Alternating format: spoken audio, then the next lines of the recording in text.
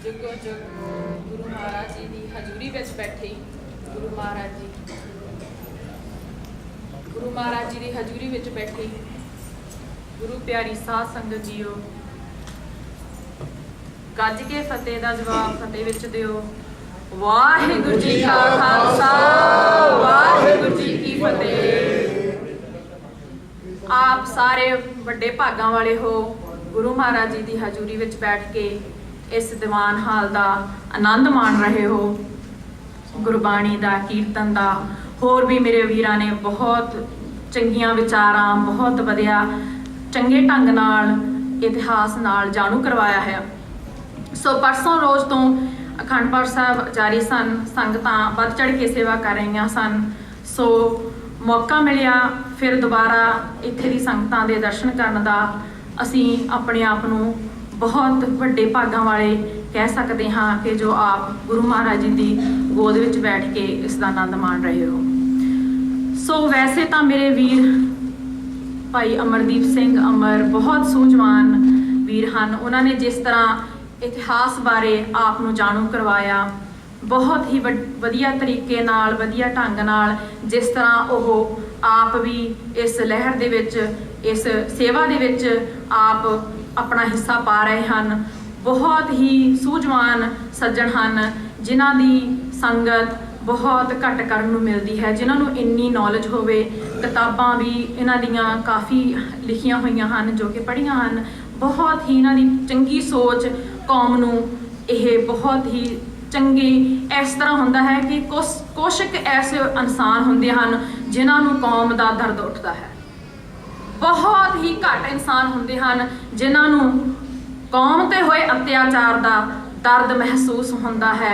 असी अपने परिवार विच कोई इस तरह की कोई घटना वापर जाए, असी 2-4 दिन उस नूं रख के फिर भुल जाते हाँ। तो असल में भावें परिवारक मैंबर ही होवे, असी उस नूं भी कुछ सालों बाद भुला दिंदे हाँ। ये तो एक उन्हां योद्धियां की गल चल रही है जिहड़े जुगो जुग जिस तरह चमकदा तारा हुंदा है, इस तरह उन्हां शहीदां की जिहड़ी याद विच आपां जुड़े हाँ। वो इस तरह अपना कौम का नाम रोशन करने लई, उच्चा करने लई अपने हस हस के शहीदियां दे जाम पीते। आओ गल करिए उस दिन की जिस लिए असी इत्थे सारे इकट्ठे हुए हाँ, जो शहीदों की याद में इत्थे अखंड पाठ साहब जारी सन। अज उन्हां दी गल करिए, उन्होंने आपां श्रद्धांजलि भेंट करने लिए इत्थे इकट्ठे हुए हाँ। सो कुछ तो मेरे वीर जी इस बारे चानण पा ही गए हैं कि की गल्लां सन, कि उस तो बाद कुछ रह तो नहीं जाता, पर मैं कोशिश जरूर करांगी कि थोड़ा बहुता जो भी इतिहास है तुहानूं उस बारे जाणू करवाया जाए। गल करिए 1984 हरमंदर साहिब दे होए अटैक ते ब्लू स्टार की गल करिए। सब तो पहला अपने आने वाली पीढ़ी भी ये गल सानू जरूर पुछदी है कि ये होया की, कारण क्यों बनिया। हर गल का एक कारण जरूर हुंदा है। क्यों इस गल की नौबत आई कि एक दिन फौजां चढ़ के हरमंदर साहब ते आईयां ते उन्होंने इस तरह के शस्त्र, इस तरह के उन्होंने कोल जो फौज तैयार की सी, जो कि दूसरे देश लई जो वरती जाती है, वो अपने देश से क्यों वरती गई, क्यों इत्थे तक एक ही मसला की सी, क्यों इस गल की लोड़ पई संतां नूं कि अकाल तख्त साहब ते बैठ के उन्होंने अपने आप नूं आत्म समर्पण दे करन दे बजाय उन्होंने शहीदियां दे जाम कीते। सो ये गल बहुत एक मैं तो कहांगी कि कईयां नूं यह गल दुख दी होवेगी, पर माफ़ करना जिस दे दिल ते इन्ने सट होण, इन्ने जख्म होण, वो कभी भी इस गल नूं भुला नहीं सकते। 1947 के बाद जद गोरियां तो हिंदुस्तान नूं आज़ाद करवाया, उस टाइम भी आप भली भांत जाणू है कि सिखां ने सब तो वध कुर्बानियां दे के इस मुल्क नूं आज़ाद करवाया। उसके बावजूद भी जो इंडिया का संविधान है उसके विच आपां नूं केसाधारी हिंदू लिखा गया। बहुत सारिया इस तरह दी अपने ना इस तरह दी वधीकियां हो रही सन, जो कि उत्थे आम रहन वाले नागरिक नूं जो एक हक दिते जाते हैं, वो सिखां नूं वो अपने हक नहीं सी मिलते। 1952 विच कुछ चिर वंड तो बाद एक इहो जी सिखां दे प्रति एक कौम खड़ी कर दी जिसनों आपां सारे जानते हाँ, जिसनों निरंकारी कहा जाता है, असीं उहनूं नरकताई भी कहते हाँ। ये एक कौम लई बहुत बड़ी एक ढाह हुंदी है कि आपां नूं जदों अपने दुश्मन का पता होवे असीं उस तों आपां कोई बचाव का उपराला करते हाँ, पर जदों अपना बहुत सियाणियां दी कही कहावत है कि जे अपना मित्र ही दोस्त अपना दुश्मन बन जाए तो आपां लई उस तो बड़ी होर हार वाली कोई गल नहीं होगी। सो ये एक जो निरंकारी पैदा होए जां कह लो ये एक अपने आप नूं सिख ही कहाने वाले सन, पर इन्हां विच की फर्क सी। ये जो गुरु मर्यादा, गुरसिखां दी जो मर्यादा, गुरु साहबां दा जीवन, गुरु इतिहास नूं तोड़ मरोड़ के पेश किया जाता सी। सो यही गल कुछ साल पहला एक तमिलनाडु के राज विच कुछ इस तरह का ही एक ग्रुप उठिया सी, जिसका नुकसान एक हिंदू वीरां नूं बहुत ज़्यादा होया। गल मैं ये समझाना चाहती हाँ कि उसदे ये सानू जिहड़ा निरंकारी वाला सीगा कांड, इसनूं सानू ढाह क्यों लाई। तमिलनाडु के राज विच कुछ इस तरह का होया कि कुछ हिंदू जन, कुछ इतिहास इस तरह का, कुछ प्रचार इस तरह का होने लग्या जिस तो प्रभावित होके ओह मुसलमान हो गए। कुछ इस तरह का कोई टाइम आया कि कई वेले इस तरह होंदा है कि जिस तरह का प्रचार आउंदा हुंदा होवे लोग उस तो प्रभावित होकर उसके पिछे लग जाते हैं। सो इस गल का हिंदू जो धर्म सी उन्होंने इस गल का बहुत विरोध किया कि कुछ इहो जे ग्रुप उठे खड़े हैं जिन्होंने साडे धर्म नूं तोड़ मरोड़ के पेश किया ते साडे विचों कुछ लोग मुसलमान बन गए हैं। गल धर्म की नहीं हुंदी, गल हुंदी है इतिहास की। किसी चीज़ नूं इस तरह तोड़ मरोड़ के पेश करना ये एक कौम लई बहुत वड्डी ढाह लगती है। इस तो ये हुंदा है कि जिस तरह मेरे वीर जी भी कह के गए सन कि जो अपना आउण वाली पनीरी है उसनूं असल कहानी का पता नहीं चलता कि असलीयत की सी। अपना इतिहास नूं इस तरह उस दे विच सवाल खड़े किए जाते हैं जिस विच आउण वाली पनीरी जो की है उसनूं कुछ समझ नहीं लगती कि सही रास्ता की है। सो ये जो निरंकारी सी ये देहधारी गुरु बन बैठा है। आपां नूं सारिआं नूं ये हुक्म है कि आपां सिर्फ गुरु ग्रंथ साहिब जी दे लड़ लगना है। ਸੋ 1978 ਵਿੱਚ ਜਦ ਇੱਕ ਨਿਰੰਕਾਰੀਆਂ ਦਾ ਐਸਾ ਜਲਸਾ ਅੰਮ੍ਰਿਤਸਰ ਸ਼ਹਿਰ ਵਿਖੇ ਹੋ ਰਿਹਾ ਸੀਗਾ, ਜਿਸ ਨੇ ਸਿੱਖ ਸੰਗਤਾਂ ਨੇ ਤੇ ਸੰਤ ਜਰਨੈਲ ਸਿੰਘ ਭਿੰਡਰਾਂ ਨੇ ਇਹ ਵਿਚਾਰ ਕੀਤੀ, ਕੁਝ ਹੋਰ ਸਿੰਘਾਂ ਦੀ ਵੀ ਸੀ ਕਿ ਸ਼ਾਂਤਮਈ ਜਾ ਕੇ ਉਸ ਨੂੰ ਇਸ ਜਲਸੇ ਤੋਂ ਰੋਕਿਆ ਜਾਵੇ, ਉਸ ਨੂੰ ਸ਼ਾਂਤਮਈ ਢੰਗ ਨਾਲ ਸਮਝਾਇਆ ਜਾਵੇ ਕਿ ਇਸ ਜਲਸੇ ਵਿੱਚ ਉਸ ਦਾ ਜੋ ਮੁੱਖ ਆਗੂ ਤੇ ਉਸ ਦੀ ਪਤਨੀ ਨੂੰ ਪਾਲਕੀ ਵਿੱਚ ਬਿਠਾਇਆ ਜਾ ਰਿਹਾ ਸੀ। ਸੋ ਉਸ ਨੂੰ ਇੱਕ ਗੁਰੂ ਦੇਹਧਾਰੀ ਗੁਰੂ ਕਹਿੰਦੇ ਸਨ। ਸੋ ਜਦੋਂ ਇਸ ਜਲਸੇ ਨੂੰ ਰੋਕਣ ਲਈ ਕੁਝ ਸਿੰਘ ਉੱਥੇ ਗਏ ਤਾਂ ਉਹਨਾਂ ਨੇ ਅੰਨ੍ਹੇਵਾਹ ਫਾਇਰਿੰਗ ਕਰਕੇ ਉਹਨਾਂ ਸਿੰਘਾਂ ਨੂੰ ਸ਼ਹੀਦ ਕਰ ਦਿੱਤਾ, ਜਿਸ ਵਿੱਚ 13 ਸਿੰਘ ਸ਼ਹੀਦ ਹੋਏ, ਕੁਝ ਸਿੰਘ ਫੱਟੜ ਹੋਏ। ਸੋ ਉਸ ਦੇ ਬਾਵਜੂਦ, ਇੰਨੇ ਲਹੂ ਲਹਾਨ ਦੇ ਬਾਵਜੂਦ ਵੀ ਉਹਨਾਂ ਨੇ ਇਹ ਜਲਸਾ 3.5 ਘੰਟੇ ਜਾਰੀ ਰੱਖਿਆ।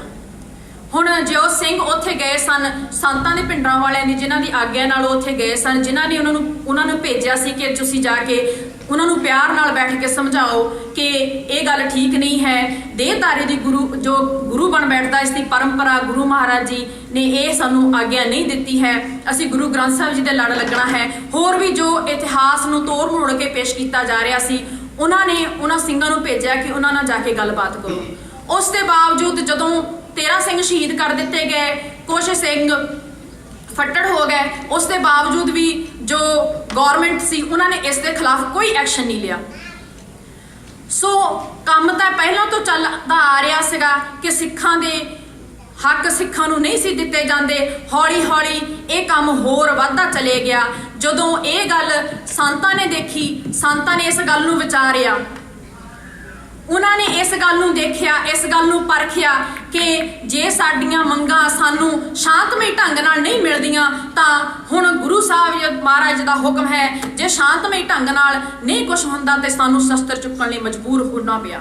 ਸ਼ਸਤਰ ਇੱਕ ਚੁੱਕਣਾ ਇਹ ਮਹਾਰਾਜ ਜੀ ਦਾ, ਸਾਨੂੰ ਗੁਰੂ ਮਹਾਰਾਜ ਜੀ ਦਾ 6ਵੇਂ ਪਾਤਸ਼ਾਹ ਤੋਂ ਚੱਲਿਆ ਆ ਰਿਹਾ ਹੈ। ਇਹ ਸਾਨੂੰ ਹੁਕਮ ਹੈ ਕਿ ਇੱਕ ਸਿੰਘ ਨੂੰ ਸ਼ਸਤਰਧਾਰੀ ਹੋਣਾ ਬਹੁਤ ਜ਼ਰੂਰੀ ਹੈ। 6ਵੇਂ ਪਾਤਸ਼ਾਹ ਨੇ ਜੰਗਾਂ ਲੜੀਆਂ। ਮੈਂ ਉਹਨਾਂ ਵੀਰਾਂ ਨੂੰ, ਇੱਕ ਭੈਣਾਂ ਨੂੰ ਗੱਲ ਯਾਦ ਕਰਵਾਉਣਾ ਚਾਹੁੰਦੀ ਹਾਂ ਜਿਨ੍ਹਾਂ ਦੇ ਮਨ ਵਿੱਚ ਇਹ ਹੈ ਕਿ ਸ਼ਸਤਰ ਸਿਰਫ ਟੈਰੋਰਿਸਟ ਚੁੱਕਦੇ ਹਨ, ਅੱਤਵਾਦੀ ਹੀ ਸ਼ਸਤਰ ਚੁੱਕਦੇ ਹਨ, ਅੱਤਵਾਦੀ ਹੀ ਇਹਨਾਂ ਗੱਲਾਂ ਨੂੰ ਵਧਾਉਂਦੇ ਹਨ। ਪਰ ਯਾਦ ਰੱਖਿਓ ਗੁਰੂ ਮਹਾਰਾਜ ਜੀ ਦੀ ਸਾਧ ਸੰਗਤ ਜੀਓ, ਯਾਦ ਰੱਖੋ ਇਹ ਗੱਲ, ਇੱਕ ਦਿਨ 10ਵੇਂ ਪਾਤਸ਼ਾਹ ਸ੍ਰੀ ਗੁਰੂ ਗੋਬਿੰਦ ਸਿੰਘ ਜੀ ਨੇ ਵੀ ਪਹਾੜੀਆਂ ਰਾਜਿਆਂ ਦੇ ਨਾਲ ਜ਼ੁਲਮ ਦਾ ਟਾਕਰਾ ਕੀਤਾ ਸੀ। ਗੁਰੂ ਗੋਬਿੰਦ ਸਿੰਘ ਜੀ ਦੇ ਛੋਟੇ ਸਾਹਿਬਜ਼ਾਦੇ ਕਿਉਂ ਨੀਹਾਂ ਵਿੱਚ ਸ਼ਹੀਦ ਕੀਤੇ ਗਏ, ਇਸ ਤੇ ਕਦੀ ਝਾਤੀ ਮਾਰਿਓ। ਉਹ ਸਿਰਫ ਇਹੀ ਕਾਰਨ ਸੀ ਕਿ ਉਸ ਟਾਈਮ ਦੀ ਜੋ ਹੁਕਮ ਸੀ, ਉਸ ਟਾਈਮ ਦੇ ਜੋ ਆਗੂ ਸਨ, ਉਸ ਟਾਈਮ ਦੇ ਜੋ ਹੁਕਮਰਾਨ ਸਨ, ਉਹਨਾਂ ਨੇ ਗੁਰੂ ਗੋਬਿੰਦ ਸਿੰਘ ਜੀ ਨੂੰ ਵੀ ਬਾਗੀ ਦਾ ਇਕਰਾਰ ਦਿੱਤਾ ਸੀ। ਉਹਨਾਂ ਨੂੰ ਇਸੇ ਗੱਲ 'ਚ ਨੀਹਾਂ 'ਚ ਸ਼ਹੀਦ ਕੀਤਾ ਗਿਆ ਕਿ ਇੱਕ ਬਾਗੀ ਦੇ ਪੁੱਤ ਹਨ। ਲਫ਼ਜ਼ ਬਦਲ ਗਿਆ, ਬਾਗੀ ਤੋਂ ਅੱਤਵਾਦੀ ਹੋ ਗਏ। ਜੇ ਕੋਈ ਵੀ ਇਨਸਾਨ ਕਿਸੇ ਚੀਜ਼ ਦੇ ਖਿਲਾਫ ਆਵਾਜ਼ ਉਠਾਉਂਦਾ ਹੈ ਤਾਂ ਉਸ ਨੂੰ ਅੱਤਵਾਦੀ ਦਾ ਜਿਹੜਾ ਹੈਗਾ ਨਾਂ ਨਾਲ ਬੁਲਾਇਆ ਜਾਂਦਾ ਹੈ। ਅੱਤਵਾਦੀ ਕੋਈ ਪੈਦਾ ਨਹੀਂ ਹੁੰਦਾ, ਅੱਤਵਾਦੀ ਕਿਸੇ ਮਾਂ ਦੀ ਪੇਟ ਚੋਂ ਜਨਮ ਨਹੀਂ ਲੈਂਦਾ। ਅੱਤਵਾਦੀ ਉਸ ਨੂੰ ਜੋ ਕਹਿੰਦੇ ਹਨ ਕਿ ਹਾਲਾਤ ਬਣਾ ਦਿੰਦੇ ਹਨ, ਉਸ ਨੂੰ ਮਜਬੂਰ ਕੀਤਾ ਜਾਂਦਾ ਹੈ ਕਿ ਉਹ ਸ਼ਸਤਰ ਚੁੱਕਣੇ, ਉਸ ਨੂੰ ਜਿਹੜੀਆਂ ਹੈਗੀਆਂ ਆ ਰਾਈਫਲਾਂ, ਪਿਸਤੌਲਾਂ, ਉਹਨਾਂ ਨੂੰ ਆਪਣੀ ਰਾਖੀ ਵਾਸਤੇ, ਤਾਂ ਜੋ ਹੋਰ ਦੁਨੀਆ ਤੇ ਜਾਂ ਹਿੰਦੁਸਤਾਨ ਵਿੱਚ, ਪੰਜਾਬ ਵਿੱਚ ਜਿਸ ਤਰ੍ਹਾਂ ਦੇ ਜ਼ੁਲਮ ਆਪਣੇ ਭਾਈ ਸਾਹਿਬ ਦੱਸ ਕੇ ਗਏ ਹਨ, ਇਸ ਤਰ੍ਹਾਂ ਦੀ ਆਵਾਜ਼ ਦੇ ਵਿਰੁੱਧ ਉਹਨਾਂ ਨੂੰ ਇਹ ਸ਼ਸਤਰ ਮਜਬੂਰ ਹੋ ਕੇ ਚੁੱਕਣੇ ਪਏ।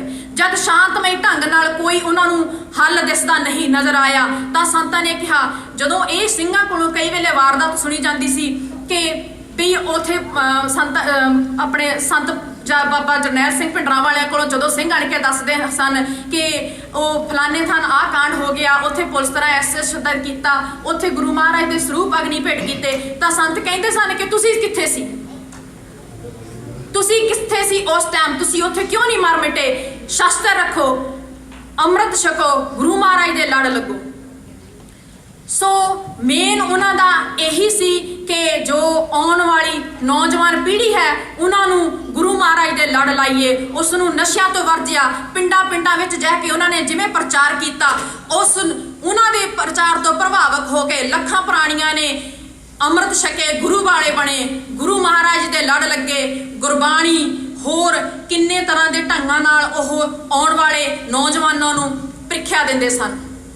ਆਪ ਸੁਣੋ ਉਹਨਾਂ ਦੀਆਂ ਕਈ ਸਪੀਚਾਂ। ਭਾਈ ਸਾਹਿਬ ਠੀਕ ਕਹਿ ਕੇ ਗਏ ਹਨ, ਜੇ ਉਹ ਸੰਤ ਸੀ ਤਾਂ ਉਹ ਸਿਪਾਹੀ ਸੀ। ਉਸ ਨੂੰ ਅਸੀਂ ਹਮੇਸ਼ਾ ਸਿਪਾਹੀ ਵਜੋਂ ਦੇਖਦੇ ਹਾਂ।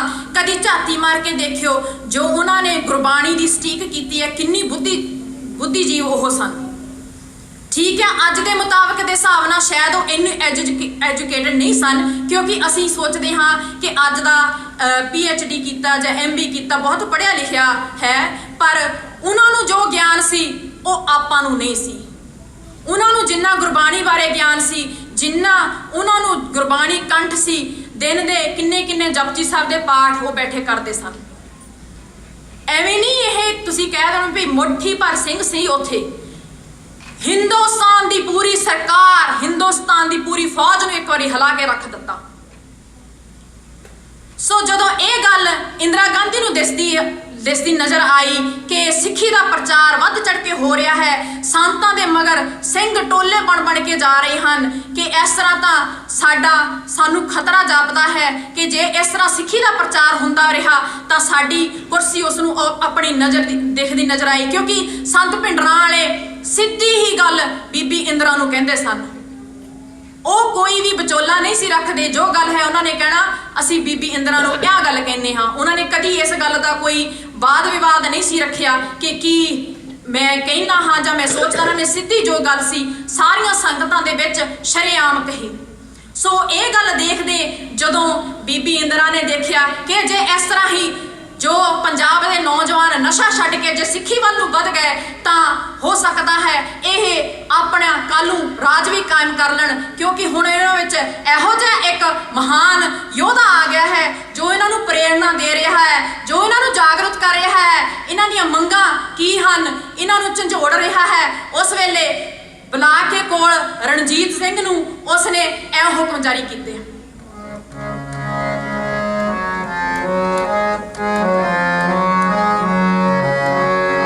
ਕੋਲ ਬੁਲਾ ਰਣਜੀਤ ਨੂੰ ਪਈ ਇੰਦਰਾ ਕੜਕੇ, ਕੋਲ ਬੁਲਾ ਰਣਜੀਤ ਨੂੰ ਪਈ ਇੰਦਰਾ ਕੜਕੇ, ਮੈਨੂੰ ਪਿੰਡਰਾ ਵਾਲਾ ਚਾਹੀਦਾ ਤੁਸੀਂ ਲਿਆਵੋ ਫੜ ਕੇ, ਮੈਨੂੰ ਪਿੰਡਰਾ ਵਾਲਾ ਚਾਹੀਦਾ ਤੁਸੀਂ ਲਿਆਵੋ ਫੜ ਕੇ।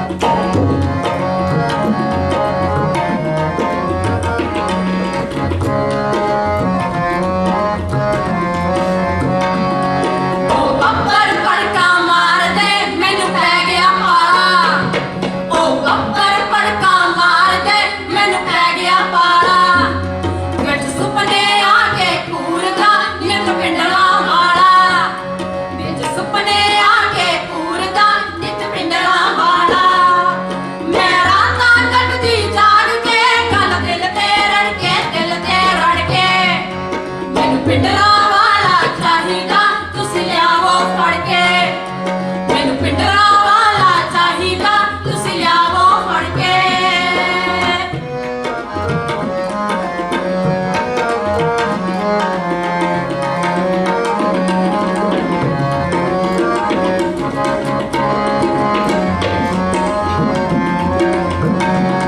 रणजीत सिंह तू मार दे सारे अतवादी, रणजीत सिंह तू मार दे सारे अतवादी। अकाल तख्त नू ढा के बनने वखवादी, अकाल तख्त नू ढा के बनने वखवादी। मैं चाहती प्रेमी विच जजीरा लियावो चढ़ के, लियावो चढ़ के। मैनू पिंडरा वाला चाहिदा तुसी लियावो फड़ के, मैनू पिंडरा वाला चाहिदा तुसी लियावो फड़ के, मैनू पिंडरा वाला चाहिदा तुसी लियावो फड़ के। इस तरह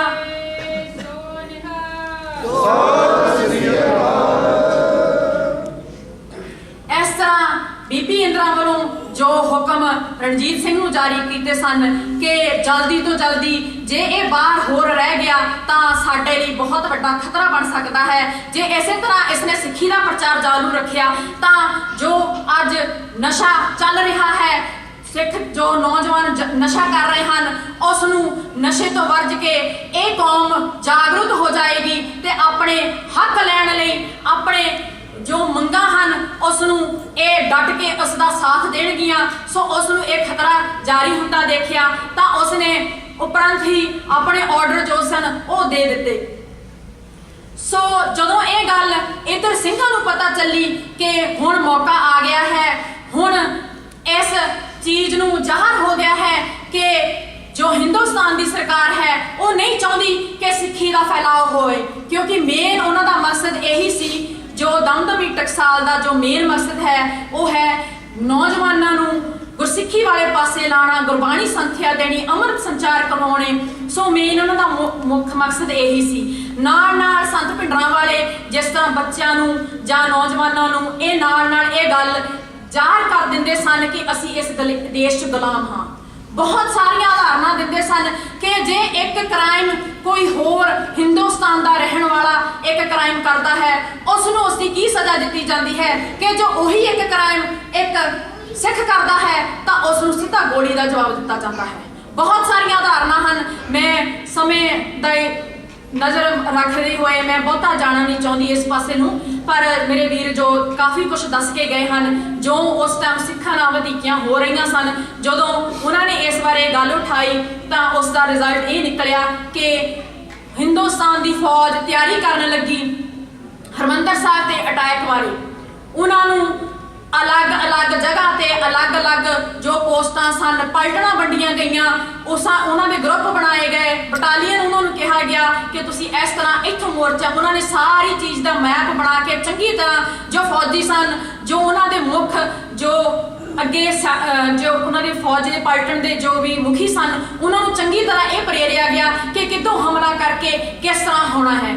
ਜੇ ਸੰਤ ਭਿੰਡਰਾਂ ਵਾਲਿਆਂ ਨੂੰ ਅਰੈਸਟ ਕਰਨ ਦੀ ਗੱਲ ਹੁੰਦੀ ਤਾਂ ਅਰੈਸਟ ਤਾਂ ਕੀਤੇ ਜਾ ਸਕਦੇ ਨੇ ਸਨ, ਕਿਉਂਕਿ ਆਮ ਪ੍ਰਚਾਰ ਖੁੱਲ੍ਹ ਕੇ ਕਰ ਰਹੇ ਸਨ, ਆਮ ਬਾਹਰ ਵੀ ਜਾਂਦੇ ਸਨ। ਪਰ ਗੱਲ ਕੋਈ ਹੋਰ ਹੀ ਸੀ।